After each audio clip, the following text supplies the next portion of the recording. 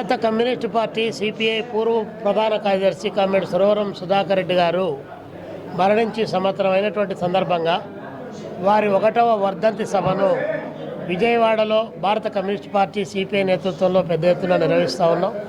ఈ సందర్భంగా సురవరం సుధాకర్ రెడ్డి గారికి ఘనమైనటువంటి నివాళిని అర్పిస్తూ సురవరం సుధాకర్ రెడ్డి గారు దోపిడీ లేని సమాజం కోసం, అసమానత లేని సమాజం కోసం, సామాజిక న్యాయం కోసం, అణగారిన వర్గాల యొక్క హక్కుల కోసం నిరంతరాయంగా పనిచేసినటువంటి గొప్ప కమ్యూనిస్టు యోధుడు, మేధావి, గొప్ప ఉపన్యాసకుడు సురవరం సుధాకర్ రెడ్డి గారు.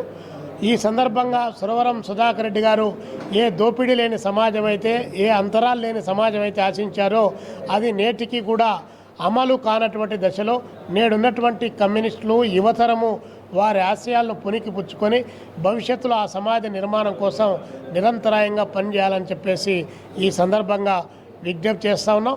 అదేవిధంగా నేడు దేశంలో అధికారంలో ఉన్నటువంటి భారతీయ జనతా పార్టీ చాలా దారుణమైనటువంటి నిర్బంధాన్ని ప్రజా ఉద్యమాలపైన కొనసాగిస్తూ ఉంది.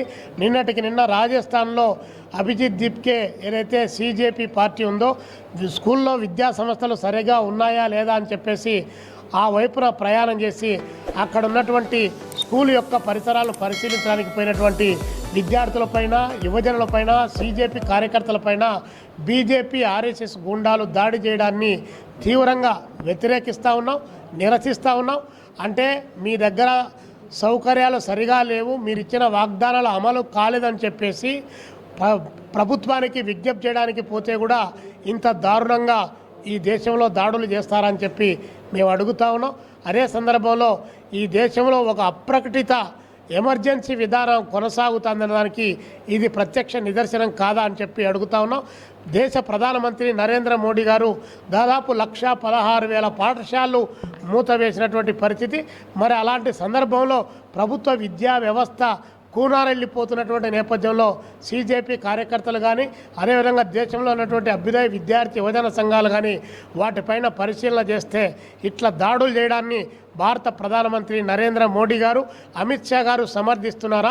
రాజ్యాంగ హక్కులను మీరు ఉల్లంఘించడం కాదా అని చెప్పేసి ఈ సందర్భంగా తెలియజేస్తూ ప్రజాస్వామిక పోరాటాలు మరింత పెద్ద ఎత్తున కొనసాగాలి.